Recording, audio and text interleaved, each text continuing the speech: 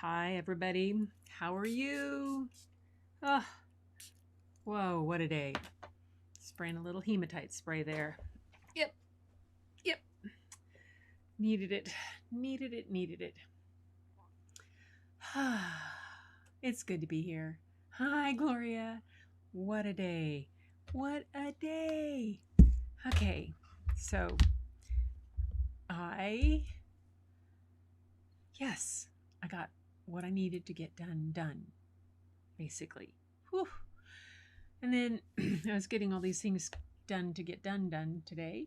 And then I thought, what story am I reading tonight? What am I? And I went and found one. I went and found one that I really like. It's always been kind of a favorite of mine.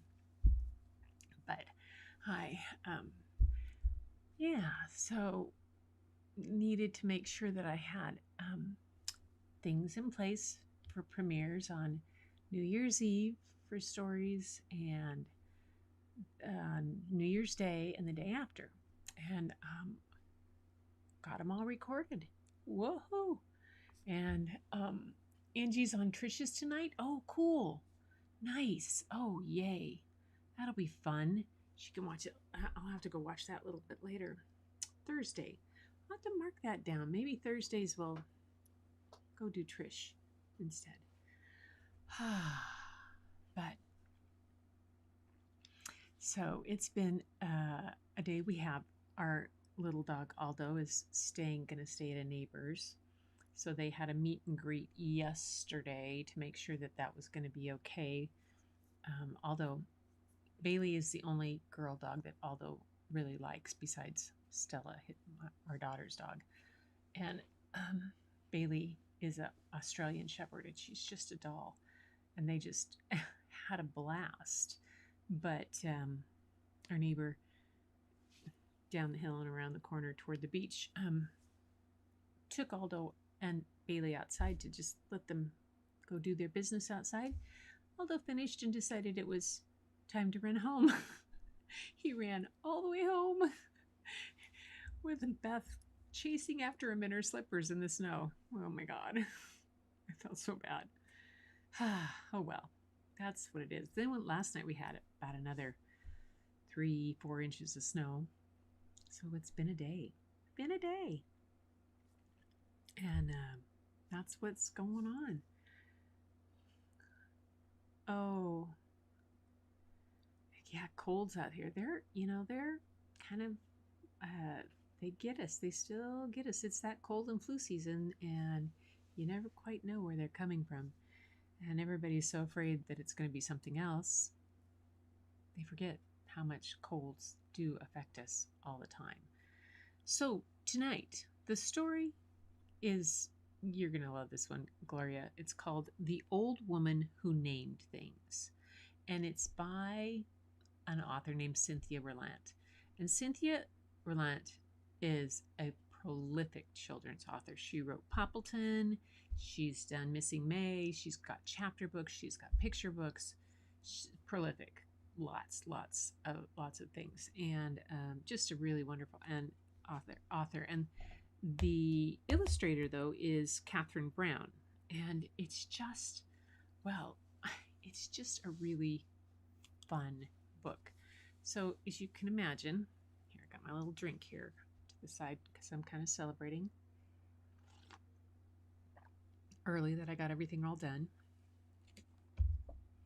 And so I thought it would be really kind of appropriate for us because we as artists, and a lot of times you guys that are doing things, I'll watch on the fluid art, and people will make something and they'll see a dragon, or they'll see this, or they'll see that. So this is about an old woman who named things, and you'll see in the illustrations the faces in different objects and things. The car has a name, but what she does and why. And I think it's just a wonderfully sweet story. Keto hot chocolate earlier. Ooh. Oh my gosh. Yeah, I have some is in my keto diet. that I can have that some drinks, like I have a chocolate drink and I'll heat it up. Yes, I'm not been real good at that lately, but and I can tell. But I've still been doing pretty good. Physical therapy today, up to 115 degrees. Still don't have my leg out flat. It's still at 5 degrees on the flat, but we're getting there. So, The Old Woman Who Named Things by Cynthia Rylant is the story for today, and I think you're going to dig it. It's fun. Because you can just see right here, right off the bat. See the smile there on the car. Even in the gate, there's a little eyes, and it's just too cute.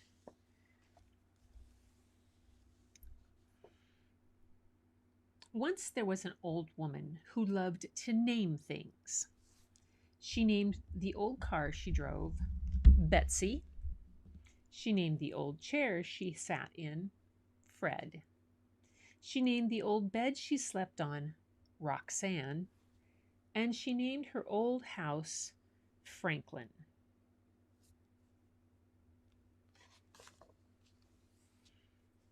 You can see the eyes, and the face has in the face of the house. Every morning she would get out of Roxanne, have a cup of cocoa in Fred, lock up Franklin, and drive to the post office in Betsy. She always hoped for a letter from someone, but all she ever got was bills. The reason the old woman never got any letters was because she had outlived every single one of her friends. This worried her. She didn't like the idea of being a lonely old woman without any friends, without anyone whom she could call by name. So she began to name things. But she named only those things that she knew she could never outlive. Her car, Betsy, had more get up and go than anything around. Her chair, Fred, had never sagged a day in his life, and not one creak or moan had she ever heard out of her old bed, Roxanne. And her house, Franklin, had been standing straight for over 100 years, and still didn't look a day past 20. The old woman never worried about outliving any of them, and her days were happy. Yes, you do. You have to be observant.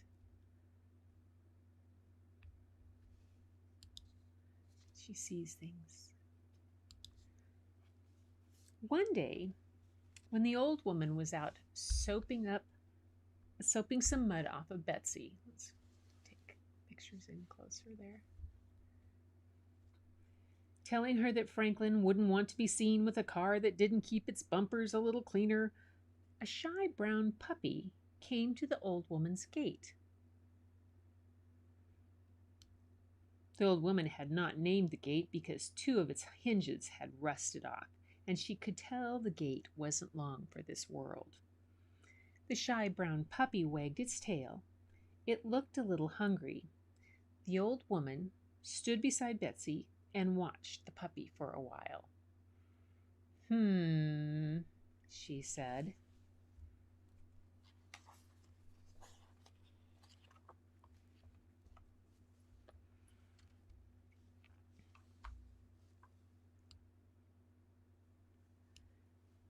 Then she walked into Franklin, got a chunk of ham from her refrigerator, and came back outside.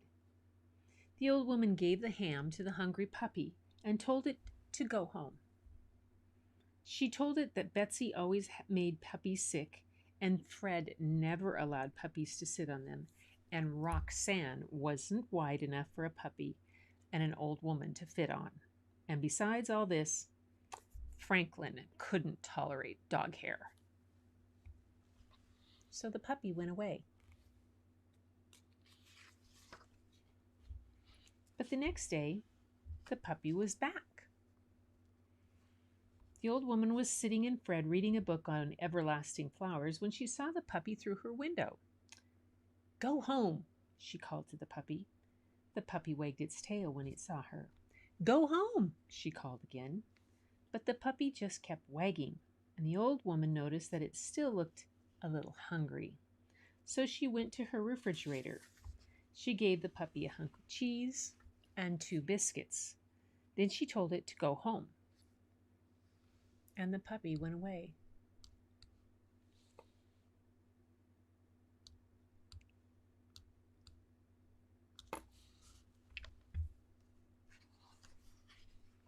That night, as the old woman plumped the pillows on Roxanne, she thought about the puppy.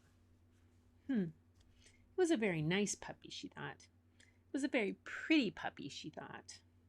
But it couldn't stay. If it stayed, she would have to give it a name. And it could never last as long as Franklin or Fred or Betsy or Roxanne. She might outlive it, and she didn't want to risk that. She didn't want to outlive any more friends. She would just keep telling it to go home.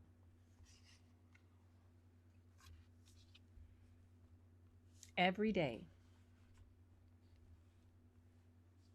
the shy brown puppy came to the old woman's gate, and every day she fed it and told it to go home. Always it went away, and always it came back the next day. This went on for many months. The puppy got bigger and bigger until soon it wasn't a puppy anymore. It was a dog. And it was still a dog with no name. And in all this time, the old woman had gotten a new dresser that she had named Bill, a new wheelbarrow that she had named Francine, and a new concrete pig for her garden that she had named Bud. But the dog she faithfully fed at her gate every day still had no name.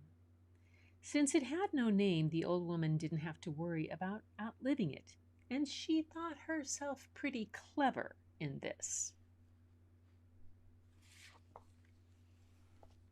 Then one day, the shy brown puppy did not come to the gate to the old woman's house. She sat and fed and watched the gate all day long, but the dog never came, and the old woman felt sad. The next day again the dog did not come, and the old woman drove Betsy around town looking for the dog, but she did not find it, and the old woman felt even sadder. The following day, when the dog still did not come, the old woman knew she had to do something.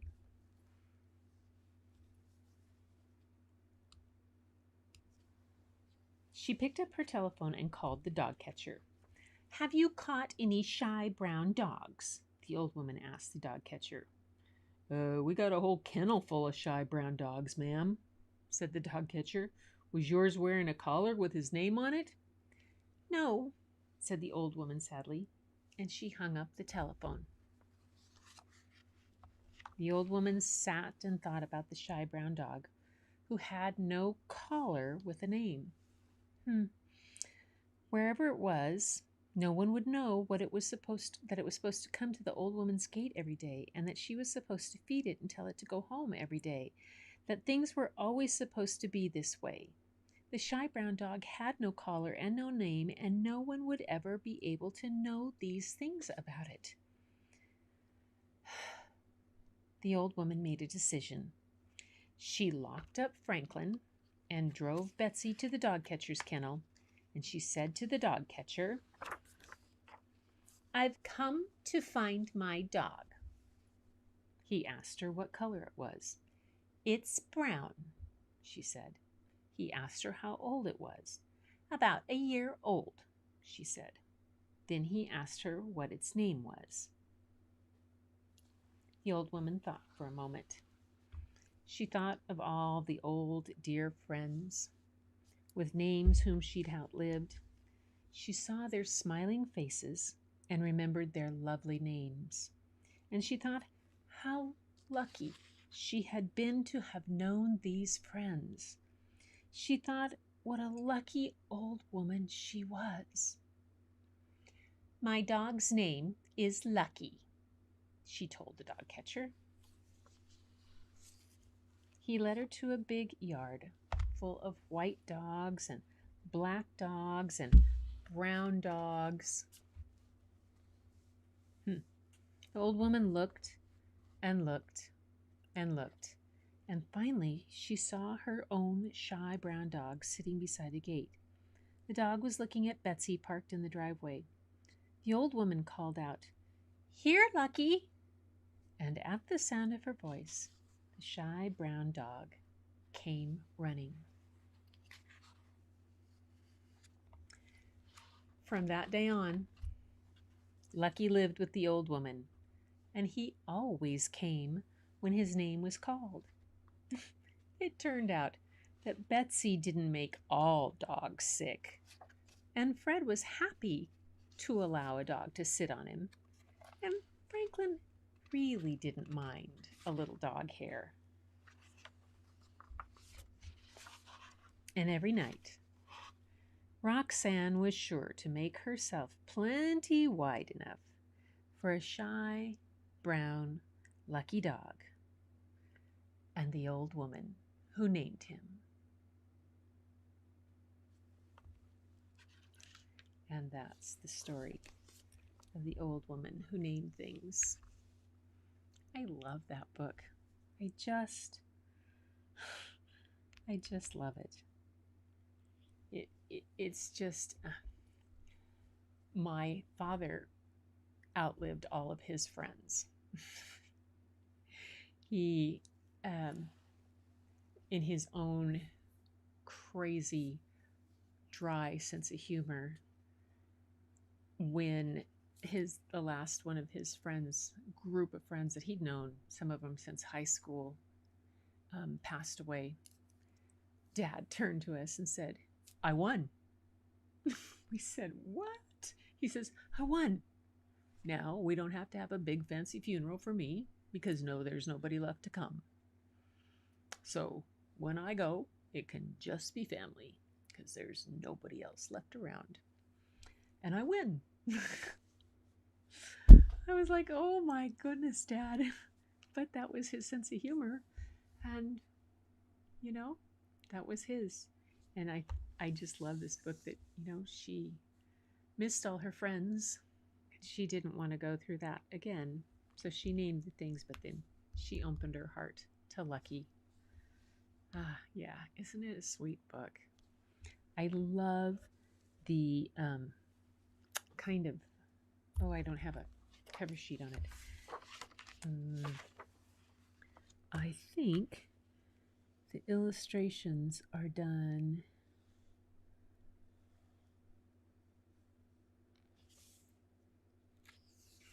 No, I can't tell. It doesn't say. They almost look like they're watercolor. They really do look like watercolors. In a sense.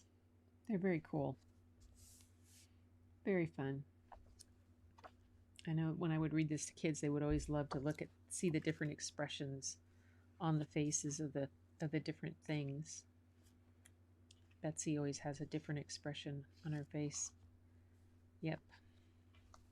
Anyway, that's the old woman who named things.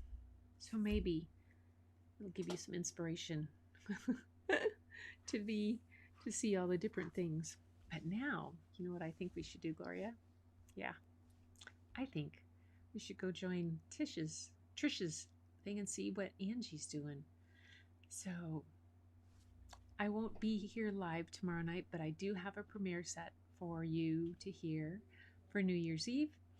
And I have one for New Year's Day. And I have one for the day after New Year's because I'll be on a train. And I get to go hang with 3 of my grandkids, this McLean, Rook, and Rory.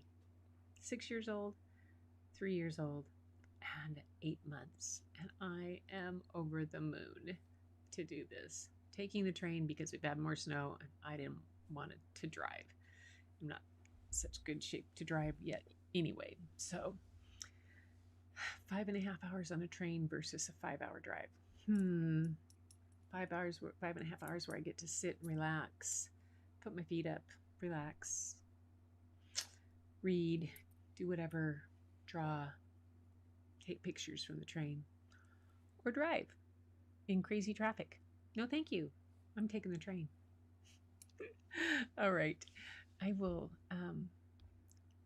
Hi, Donna. Ah, good to. Oh, it's good to see you here. We just finished the story. Yeah, and just gonna.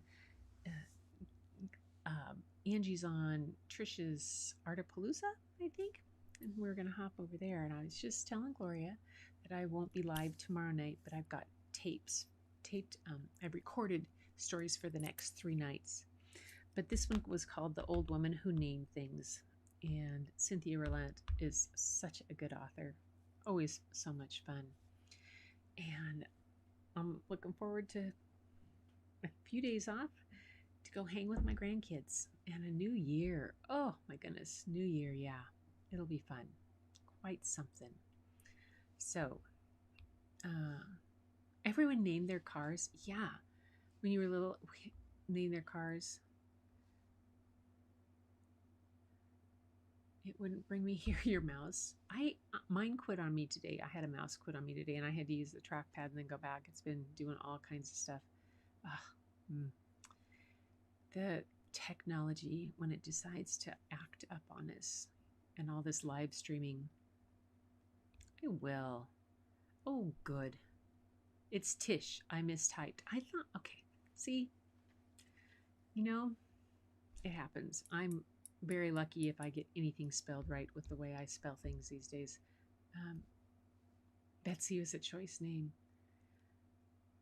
You lived in Manhattan. Oh, see, we had the famous story in my family was that my mom was pregnant with me, and so I was born in May of 1956. So the winter of 55 and 56, she'd gotten a brand new Buick, and it was new for her first new car. We lived on, my dad grew apples, and so we had a Jeep and pickup and the car, and I'm the youngest of 4 girls, and she was sending my older sisters out to go play in the snow and to go they were going to go sledding. They had to go to the garage to get their sleds, but she stopped them. I am such a baby. She stopped and made them get all their stuff on, all their snow clothes on and everything like that. And while they were doing that, the roof of the garage collapsed onto my mom's new car. If my sisters had been in there, it would not have been good because they would have been going in to get the sleds. And so apparently that Christmas, everybody got new sleds and different things. So, yeah. Cars, yeah. Tractors, Jeeps. I learned to drive a tractor when I was about 8 or 10. Yeah, 10. And drove, yeah. It was just one of those things had to do. But I'm going to head out and go over see what Tish is doing. I've got some things to wind up before I take off for the weekend, get my stuff packed, make sure the premieres are all set right for you guys, and everything is good. And I won't see you, if any luck, if I happen to get the grandkids into bed by tomorrow night at 7, which, that chance, since they're going to be pretty excited. And they're all kind of night owls. But who knows? I may hop on at least to say hi. But if not, enjoy the new year. Enjoy your New Year's. I look forward to being back live with you on the 3rd, but I still, like I said, have stories coming for you for the next 3 nights. So until then, keep looking for the beauty hidden in plain sight. And the first place to go look is in your mirror, because it's right there.